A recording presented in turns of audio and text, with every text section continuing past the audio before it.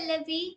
Today we will study the concept of eigenvalues and eigenvectors associated with matrix. So let's start. सबसे पहले हम discuss करेंगे eigenvalues को. So eigenvalue क्या होती है? Let us suppose कि हमारे पास एक मैट्रिक्स है. Let A be a matrix. जैसे Aij हमारे पास कोई भी एक मैट्रिक्स है, स्क्वायर मैट्रिक्स. सो आइगन वैल्यूज किसके लिए एग्जिस्ट करती हैं? एक स्क्वायर मैट्रिक्स के लिए, यानी A is equal to a i j be a square matrix. हमारे पास एक स्क्वायर मैट्रिक्स है. स्क्वायर मैट्रिक्स का क्या मतलब होता है? जहां पर नंबर ऑफ रोज और कॉलम्स क्या होते हैं? Equal, means m equal to n. So हमारे पास यहाँ पर कुछ मतलब एक इक्वेशन एग्जिस्ट करती है इस मैट्रिक्स के लिए, such that a minus lambda I का जो डिटर्मिनेंट होगा वो हमारे पास जीरो के इक्वल होगा. तो ये हमारे पास क्या है? एक होमोजीनियस इक्वेशन है जहां पर a हमारे पास मैट्रिक्स है, लेमडा हमारे पास एक हमारे पास कॉन्स्टेंट्स होंगे, और जो आई है वो हमारे पास आइडेंटिटी मैट्रिक्स होगी. सो आई क्या होगी यहाँ पर? हमारे पास आइडेंटिटी मैट्रिक्स. और आइडेंटिटी मैट्रिक्स किस ऑर्डर की होगी? जो ऑर्डर हमारे पास ए का है वही ऑर्डर हमारे पास किसका होगा? Identity matrix. सो ए क्या है? जो भी हमें गिवन मैट्रिक्स है जिसकी हमें आइगन वैल्यूज निकालनी है, सो वो हमारे पास क्या होगी? ए. और आई आइडेंटिटी मैट्रिक्स, एंड लेमडास जो होंगे वो हमारे पास क्या होंगे? स्केलर्स होंगे. सो ए माइनस लेमडा आई का जो डिटर्मिनेंट होगा हमने उसको पुट कर दिया जीरो के इक्वल, तो इसको बोला जाता है कैरेक्टरिस्टिक इक्वेशन. इसको क्या बोला जाता है? किसी भी मैट्रिक्स की कैरेक्टरिस्टिक इक्वेशन. सो इस कैरेक्टरिस्टिक इक्वेशंस को सॉल्व करके जब हम यहाँ से लेमडास की वैल्यू फाइंड आउट करेंगे, lambda one, lambda two, up to, इस तरीके से जो भी उस मैट्रिक्स का ऑर्डर है उतने ही लेमडास होंगे. So lambda one, lambda two, up to lambda k. So यानी जो भी वो ऑर्डर होगा मैट्रिक्स का उतने ही हमारे पास लेमडास एग्जिस्ट करेंगे. सो lambda one, lambda to, lambda के बी द स्केलर्स, जो कि क्या होंगे? आइगन वैल्यूज होंगे. सो ये जो स्केलर्स हैं लेमडा वन, लेमडा टू और लेमडा के, these satisfy the above equation. ये स्केलर्स क्या होंगे? सेटिस्फाई करेंगे, बी द स्केलर्स जो सेटिस्फाई करेंगे जो हमारी ऊपर कैरेक्टरिस्टिक इक्वेशन है. सो सेटिस्फाई द कैरेक्टरिस्टिक इक्वेशन, जो कैरेक्टरिस्टिक इक्वेशन है उसको सेटिस्फाई करेंगे. अब हमें फाइंड आउट कैसे करनी है आइगन वैल्यूज? हम एक एग्जांपल की हेल्प से इसको देखते हैं. जैसे फॉर एग्जांपल आपके पास एक मैट्रिक्स गिवन है ए, कोई भी आपके पास एक मैट्रिक्स है जिसकी आपको आइगन वैल्यूज फाइंड आउट करनी है. सो एग्जांपल में हम ले लेते हैं जैसे 1 3 2 2. ये आपके पास एक मैट्रिक्स है, इसके आपको आइगन वैल्यूज फाइंड आउट करनी है. सो आप इसकी जब कैरेक्टरिस्टिक इक्वेशन बनाएंगे a माइनस लेमडा आई और उसका डिटरमिनेंट जीरो के इक्वल पुट करेंगे, तो यहाँ पर ये हमारे पास कुछ इस तरीके से बनेगा. a क्या है हमारे पास? a हमारे पास है 1 3 2 2, ये मैट्रिक्स है हमारे पास, माइनस लेमडा. लेमडा हमारे पास कुछ भी हो सकता है, और i क्या हो गया? Identity matrix 1 0 0 1. सो लेमडास तो हमें फाइंड आउट करने हैं, मीन्स आइगन वैल्यूज. अब इसके बाद जब हम यहाँ पे इसको सॉल्व करेंगे तो कॉरस्पॉन्डिंग एलिमेंट सब्ट्रैक्ट होते हैं, तो वन में से सब्ट्रैक्ट हो जाएगा lambda into one, so one minus lambda. Then two में से क्या सब्ट्रैक्ट होगा? टू में से सब्ट्रैक्ट होगा lambda into zero, that is equal to zero. So यहाँ पर एज इट इज टू आ जाएगा. और थ्री में से क्या सब्ट्रैक्ट होगा? Lambda into zero, that equal to zero. So three में से zero subtract two three, and then two में से क्या सब्ट्रैक्ट हो जाएगा? Lambda. So two minus lambda. और अब यहाँ पर हमारे पास इसको हमें इक्वेट करना है जीरो से, क्योंकि ये हमारी कैरेक्टरिस्टिक इक्वेशन है जिसकी हेल्प से हम आइगन वैल्यूज को फाइंड आउट करेंगे, और इसको हमें किसके इक्वल पुट करना है? जीरो. सो अब यहाँ से डिटरमिनेंट हमें पता है कि क्रॉस मल्टीप्लीकेशन से आता है. डिटरमिनेंट हमने लास्ट वीडियोस में डिस्कस कर रखा है. सो यहाँ पर जब हम क्रॉस मल्टीप्लीकेशन करेंगे तो ये हमारे पास कुछ इस तरीके से बनेगा, one minus lambda into two minus lambda minus three two जा सिक्स. तो यहाँ पर ये जो थ्री टू जा सिक्स हो जाएगा हमारे पास इक्वल टू जीरो. सो जब आप इसकी प्रोडक्ट करेंगे तो ये बनेगा हमारे पास टू माइनस टू लेमडा, यहाँ पर हमने की two, then minus two lambda, then minus lambda, then plus lambda square minus six equal to zero. तो ये इक्वेशन बनेगी lambda square minus three lambda, so minus three lambda minus four. So ये आपके पास एक इक्वेशन बन गई, characteristic equation. जो ये इक्वेशन है, तो ये हमारे पास किस टाइप की इक्वेशन आई? अगर हमारे पास जो मैट्रिक्स है और उस मैट्रिक्स का ऑर्डर अगर आपके पास 2 by 2 ऑर्डर है, तो जो इक्वेशन बनेगी वो कैसी बनती है? Quadratic equation. कैसी इक्वेशन बनेगी? क्वाड्रेटिक। क्योंकि हमने ये कहा था कि जो ऑर्डर होगा मैट्रिक्स का उतनी ही उसकी आइगन वैल्यूज आएंगी। तो अगर क्वाड्रेटिक इक्वेशन है तो कितनी आइगन वैल्यूज निकलेंगे? यहाँ से लैम्डा की कितनी पॉसिबल वैल्यूज निकलेंगी? 2। जब हम इसको सॉल्व करेंगे तो लैम्डा स्क्वायर, मल्टीप्लाई करने पर -4 आना चाहिए, प्लस माइनस पे -3 आना चाहिए। तो अगर हम ऐसे कोई 2 नंबर्स लें, ऐसे नंबर्स हम क्या लें? 4 1 जा 4, क्योंकि मल्टीप्लाई करने पे क्या आ रहा है? 4 lambda plus lambda. 4 lambda plus lambda करेंगे, -4 लैम्डा प्लस लैम्डा -3 लैम्डा, और दोनों की प्रोडक्ट करेंगे तो -4 ही इस तरीके से आएगा। -4 इक्वल टू 0। यहाँ से lambda common and lambda -4 and plus 1 common, then lambda -4। यहाँ से लैम्डा की हमारे पास कितनी पॉसिबल वैल्यू आई? 2। एक तो क्या आ जाएगी? लैम्डा प्लस 1 इक्वल टू 0, और एक इक्वेशन बनेगी लैम्डा -4 इक्वल टू 0। यहाँ से लैम्डा की वैल्यू आई -1 और एक लैम्डा की वैल्यू आई 4। यानी जो हमारे पॉसिबल दो आइगन वैल्यूज आनी थी, लैम्डा 1 आया -1 और लैम्डा 2 हमारे पास आया 4। ये ऐसे आप किसी भी मैट्रिक्स की आइगन वैल्यूज को फाइंड आउट कर सकते हैं। और ये जो आइगन वैल्यूज और आइगन वेक्टर्स का कंसेप्ट है, आप इसको मतलब हम इनको मल्टीवेरिएट में यूज करते हैं, मल्टीवेरिएट एनालिसिस के अंदर। अब हमारे पास नेक्स्ट कंसेप्ट है आइगन वेक्टर्स का, कि आइगन वेक्टर क्या होते हैं। ये हमने एक एग्जांपल लिया आइगन वैल्यू को निकालने का। अब नेक्स्ट हमारा कंसेप्ट है आइगन वेक्टर्स। जो आइगन वैल्यू होती है वो तो एक स्केलर्स होते हैं, means lambda 1 lambda 2 up to lambda k, जो हमारी कैरेक्टरिस्टिक इक्वेशन को क्या करते हैं? ये हमारी कैरेक्टरिस्टिक इक्वेशन है, इसको जो भी मतलब लैम्डा की वैल्यू सेटिस्फाई करेंगे वही हमारी आइगन वैल्यूज होती हैं। अब हमें निकालना है आइगन वेक्टर। नेक्स्ट हमारा क्या टॉपिक है? That is a eigen vector. Eigen vector हम किसी भी मैट्रिक्स के लिए कैसे फाइंड आउट करेंगे? आइगन वेक्टर्स को हम डिनोट करेंगे एक्साई से, यानी एक्साई से हमारे क्या होंगे? आइगन वेक्टर होंगे। और हर आइगन वैल्यू के कॉरस्पॉन्डिंग एक आइगन वेक्टर एग्जिस्ट करता है। For every eigen value, for हम क्या राइट करेंगे? फॉर एवरी आइगन वैल्यू, हर आइगन वैल्यू के लिए there exist a eigen vector. for every eigenvalue there exists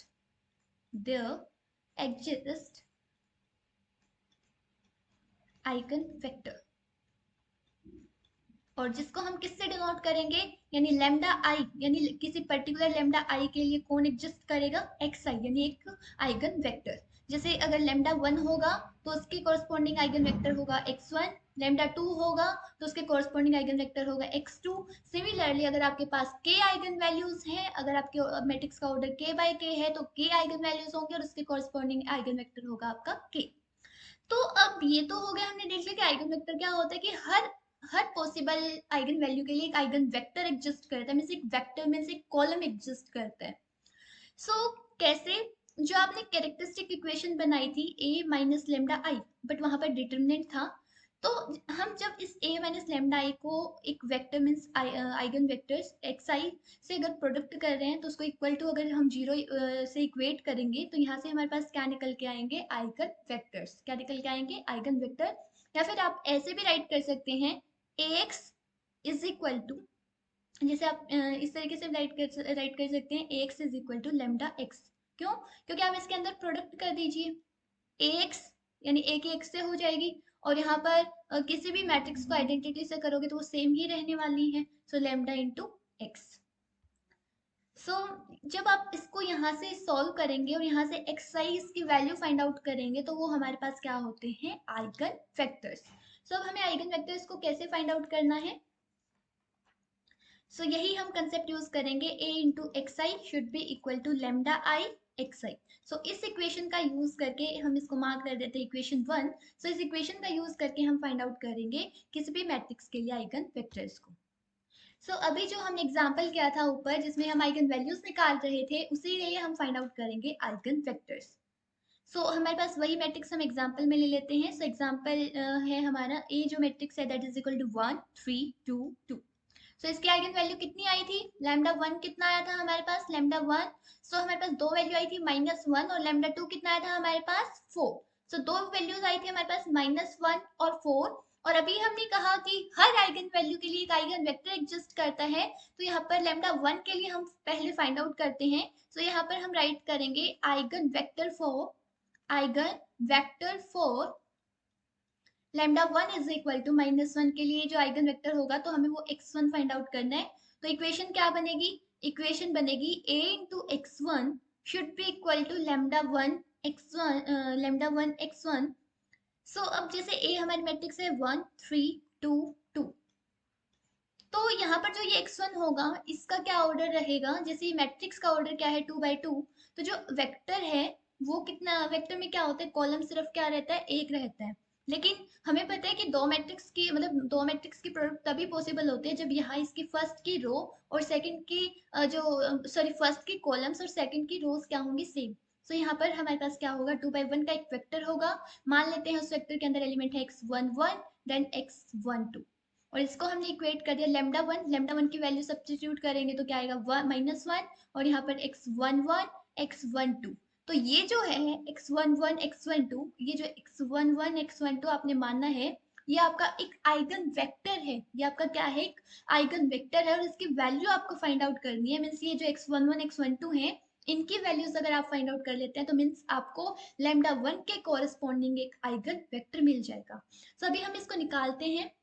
सो जब आप इसको करेंगे, सो मैट्रिक्स की प्रोडक्ट कैसे होती है, रो बाय कॉलम। सो ये होगा x11 plus 2x12 should be equal to -1 की किससे हो जाएगी, -x11। तो एक इक्वेशन ये बन गई। अब सेकंड, जब आप इस रो की इस कॉलम से करेंगे, जो ये हमारे पास ये कॉलम है यानी जो वेक्टर है, तो यहाँ से बनेगी 3x11 plus 2x12 equal to -x12।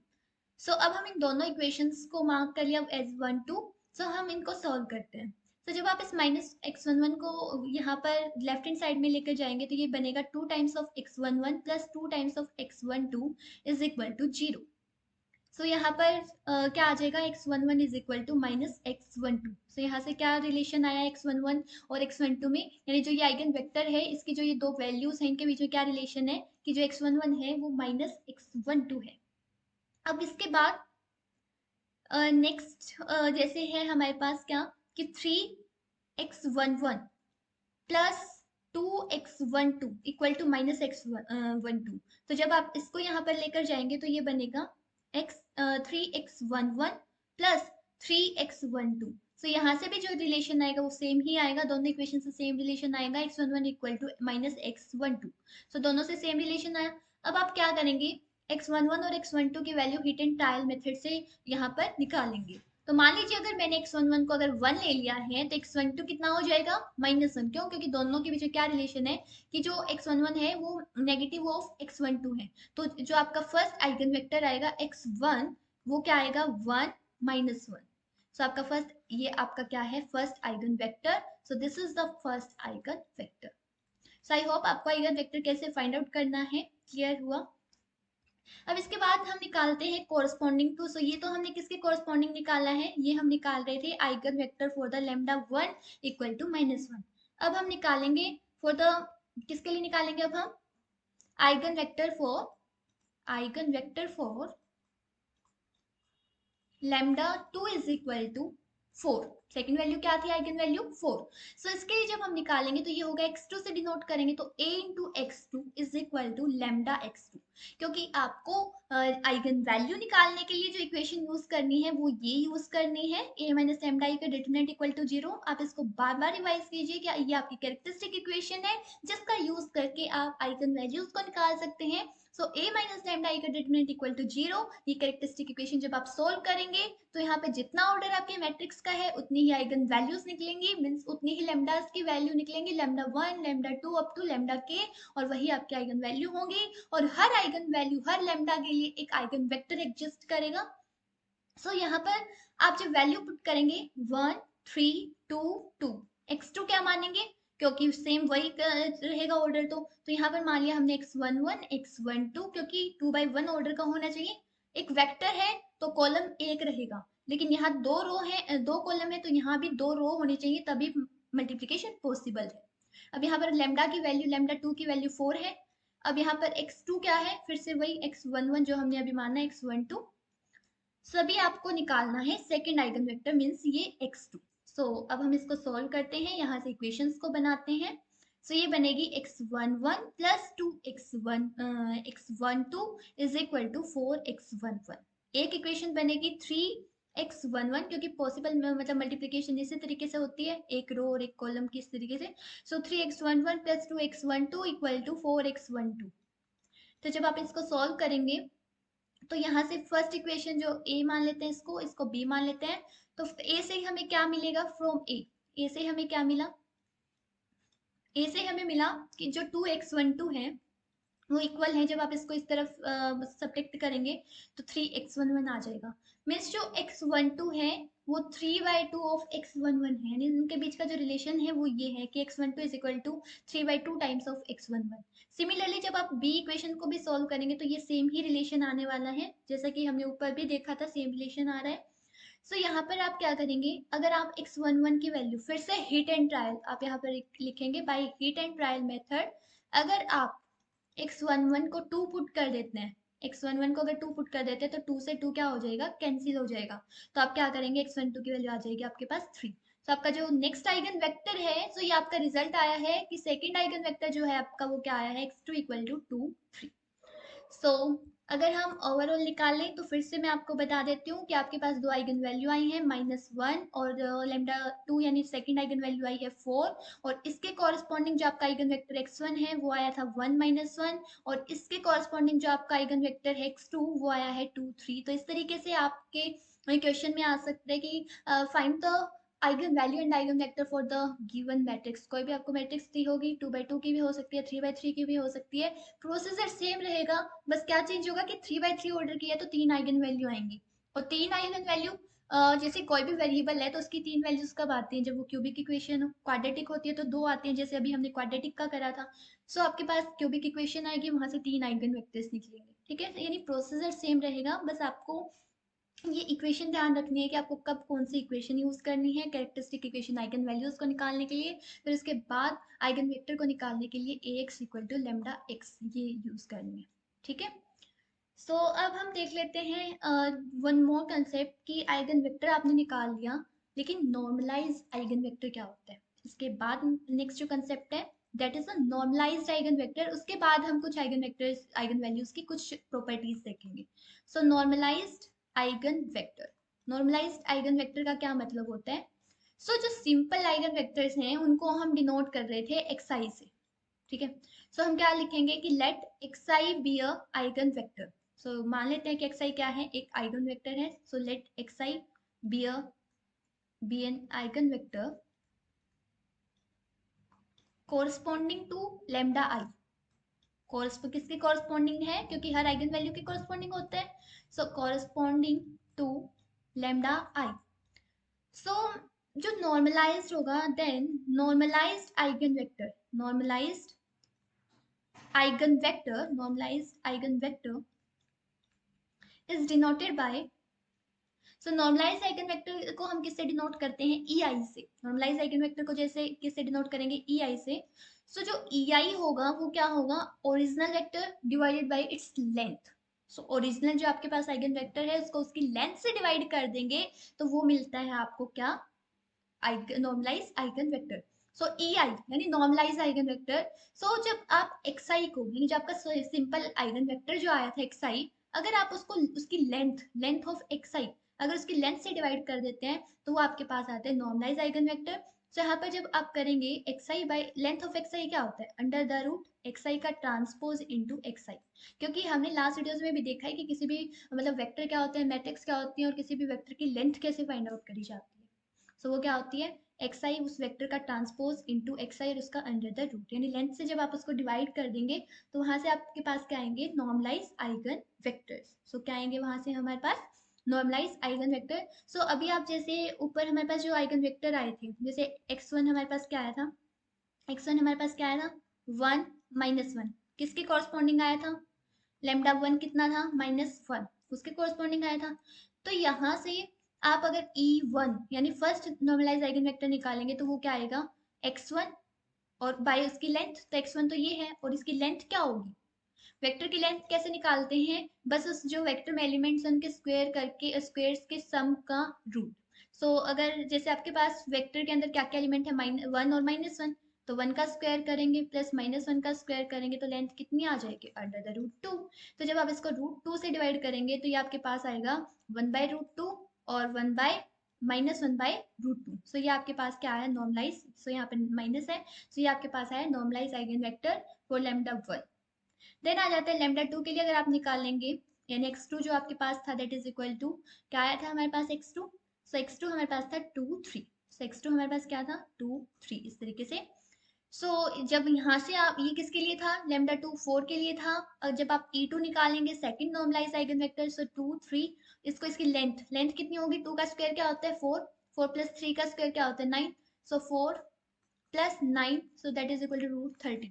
तो ये हमारे पास क्या बन जाएगा, √13 से जब आप इसको डिवाइड करेंगे तो ये आपके पास बनेगा 2/√13, ये नेगेटिव नहीं है, सो ये 2 और ये 3 है, सो 2/√13 एंड 3/√13, तो 2/√13 और 3/√13। अब इसके बाद हम कुछ आइगन वैल्यूज और जो ये आपके पास आइगन वेक्टर्स हैं, हम इनकी कुछ प्रॉपर्टीज को एक बार चेक कर लेते हैं, क्या प्रॉपर्टीज होंगी। सो सबसे पहले तो अभी जो हमें नॉर्मलाइज आइगन वेक्टर कर रहे हैं, नॉर्मलाइज आइगन वेक्टर, सो इनकी जो प्रॉपर्टी होंगी वो क्या होंगी, कि अगर आपके पास कोई भी नॉर्मलाइज आइगन वेक्टर है, अगर मतलब ई आई कोई भी नॉर्मलाइज आइगन वेक्टर, अगर आप उसका ट्रांसपोज को उस वेक्टर नॉर्मलाइज आइगन वेक्टर से प्रोडक्ट करेंगे तो वो आती है हमारे पास 1, जहाँ पर आई की वैल्यू कहाँ से कहाँ तक होगी, ऑर्डर पे डिपेंड करता है, यानी अगर के बाई के ऑर्डर की मैट्रिक्स है तो उतने ही वेक्टर होंगे। और अब अगर आप किसी डिफरेंट वेक्टर को मीन्स जैसे ई आई के ट्रांसपोज को अगर आप किसी different another normalize eigen vector से प्रोडक्ट करते हैं, तब वो हमारे पास कितना आता है 0, तब कितना आता है वो आपके पास 0 when I is not equal to J, जब आई की वैल्यू क्या नहीं होगी जे के इक्वल। सो इसको प्रूफ कर लेते हैं। अभी जैसे हमारे पास ई आई जैसे एक हमारे पास क्या आया था, जैसे यही ले लेते हैं 2/√3 और 3/√3। सो अगर आप इसका ट्रांसपोज करेंगे तो ये क्या हो जाएगा, हॉरिजॉन्टल आ जाएगा, 2/√3 और 3/√3 इस तरीके से हॉरिजॉन्टल हो जाएगा क्योंकि ट्रांसपोज है। सॉरी हम ऊपर वाली प्रॉपर्टी कर रहे हैं, सो यहाँ पर ट्रांसपोज है, और उसके बाद एज इट इज जैसे वो सिंपली है बिना ट्रांसपोज के, सो √13 3/√13 और ये 1 आना चाहिए, तो 2/√13 की 2/√13 से प्रोडक्ट करेंगे तो आएगा 4/13, 4/13 क्योंकि 2 टू जा 4 बाई √13 की √13 से कितना आएगी 13 प्लस 9 बाई, क्योंकि 3 3 सा कितना हो जाएगा 9 और 13 √13 की √13 से 13, सो 9 और 4 यानी एलसीएम जब लेंगे तो 13 ही रहेगा, सो 9 और 4 कितना हो जाएगा 13, तो 13/13 कितना होता है 1। सो यानी हमने ये प्रूव कर दिया, हेंस प्रूव कि जो आइगन वेक्टर है नॉर्मलाइज आइगन वेक्टर, सो वो उनके जब हम ट्रांसपोज की प्रोडक्ट्स करेंगे यानी उसके ट्रांसपोज की उस आइगन वेक्टर से प्रोडक्ट करेंगे तो 1 आती है, हेंस प्रूव। ओके, अब हम कुछ और प्रॉपर्टीज देखते हैं आइगन वेक्टर आइगन वैल्यूज और आइगन वेक्टर से रिलेटेड। सब हम कुछ प्रॉपर्टीज देखते हैं। सो इन प्रॉपर्टीज में जैसे हम सबसे पहले ले लेते हैं कि अगर आपके पास कोई भी पॉजिटिव डेफिनेट मैट्रिक्स है, हमने पॉजिटिव डेफिनेट मैट्रिक्स के कंसेप्ट को ऑलरेडी स्टडी कर रखा है, सो प्लीज आप मेरी उस वीडियो को रेफर करिए, ठीक है। सो जो आपके पास पॉजिटिव डेफिनेट मैट्रिक्स होंगी, सो फर्स्ट प्रॉपर्टी क्या है कि जो पॉजिटिव डेफिनेट मैट्रिक्स होंगी, positive definite matrix, so positive definite matrix के लिए आपके पास जो आइगन वैल्यू होंगी, जो आप आइगन वैल्यू निकालेंगे वो भी क्या आएंगी, eigen values are positive. Positive definite matrix के लिए आइगन वैल्यू कैसी आएंगी, पॉजिटिव आएंगी। और सेकंड प्रॉपर्टी क्या कहती है कि नेगेटिव नेगेटिव डेफिनेट मैट्रिक्स है, यहाँ पर हम एक क्वाड्रेटिक फॉर्म बनाते हैं, सो नेगेटिव डेफिनेट मैट्रिक्स अगर आपके पास है तो उसकी जो आइगन वैल्यू आएंगी वो कैसी रहेंगी, नेगेटिव। आइगन वैल्यूज कैसे रहेंगे आपके पास, नेगेटिव रहेंगी, आइगन वैल्यूज आर नेगेटिव। अब नेक्स्ट प्रॉपर्टी क्या कहती है, नेक्स्ट प्रॉपर्टी क्या कहती है कि अगर आपके पास कोई डायगोनल मैट्रिक्स है, थर्ड प्रॉपर्टी क्या कहती है, if you have any diagonal matrix, so eigen value for diagonal matrix is diagonal element themselves, so eigen values for diagonal matrix, अगर आपके पास कोई भी diagonal matrix है, डायगोनल मैट्रिक्स क्या होते हैं जिसमें नॉन डायगोनल एलिमेंट क्या होता है 0, सो डायगोनल मैट्रिक्स के लिए जो आइगन वैल्यू होंगी आर डायगोनल एलिमेंट्स इटसेल्फ, यानी वो डायगोनल एलिमेंट ही उसके आइगन वैल्यू होंगे, डायगोनल एलिमेंट्स इटसेल्फ। हम इसका प्रूफ देखते हैं अभी एक एग्जाम्पल के साथ। आप सपोज कीजिए आपके पास एक मैट्रिक्स दे रखी है ए, उसमें आपके पास इस तरीके से है 1 0 0 5, कुछ इस तरीके से है। आपको इसके आइगन वैल्यू निकालनी है। क्या करिए, इसकी कैरेक्टरिस्टिक इक्वेशन बना लीजिए, उसको जीरो, उसका डिटरमिनेंट को जीरो के इक्वल पुट करिए। तो यहाँ पर जब आप इसकी कैरेक्टरिस्टिक इक्वेशन बनाएंगे तो ए की जगह हमने ए को पुट कर दिया माइनस लेमडा इंटू आई, तो क्या रहेगा लेमडा 0 0 सॉरी लेमडा। जब आप इसको सॉल्व करेंगे तो ये आपके पास आएगा 1 minus lambda 0 0 5 minus lambda equal to 0। किसी भी मैट्रिक्स का डिटरमिनेंट कैसे निकलता है, इनकी प्रोडक्ट इस तरीके से cross multiplication. 1 minus lambda into 5 minus lambda equal to 0।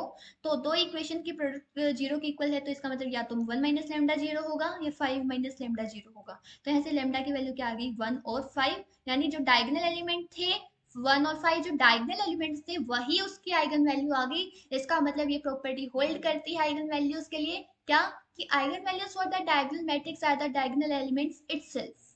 ठीक है, अब इसके बाद next property fourth fourth property हम कर रहे हैं।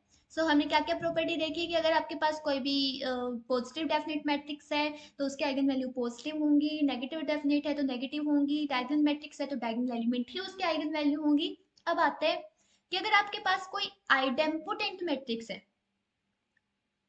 अगर आपके पास क्या किस टाइप की मैट्रिक्स है, अगर आपके पास कोई भी आइडेम्पोटेंट आइडेम्पोटेंट ठीक है, आइडेम्पोटेंट अगर मैट्रिक्स है अगर आपके पास, क्या होती है आइडेम्पोटेंट मैट्रिक्स, ये हमारे मैट्रिक्स के चैप्टर में होता है कि अगर कोई भी मैट्रिक्स अगर उसके स्क्वायर के इक्वल ही आ रही, means A equal to A square अगर है, अगर ये प्रॉपर्टी होल्ड करिए तो आइडेम्पोटेंट मैट्रिक्स है। आइडेम्पोटेंट मैट्रिक्स के लिए जो आइगन वैल्यूज होती हैं वो क्या होती हैं, आइगन वैल्यूज आर 0 और 1, सिर्फ या तो 0 होंगी या 1 होंगी। ये भी क्या है, एक प्रॉपर्टी है आइगन वैल्यूज की। एंड नेक्स्ट जो लास्ट प्रॉपर्टी है, eigen value for a symmetric matrix. अगर आपके पास कोई सिमेट्रिक मैट्रिक्स है, eigen values for a symmetric matrix,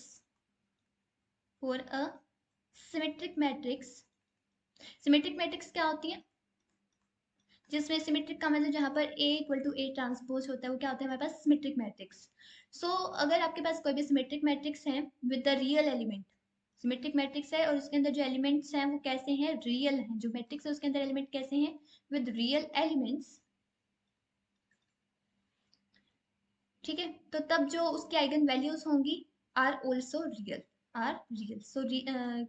eigen values for a symmetric matrix, मतलब जहां पर A equal to A transpose होता है with real elements are the real, यानी आइगन वैल्यू कैसी होंगी, रियल होंगी।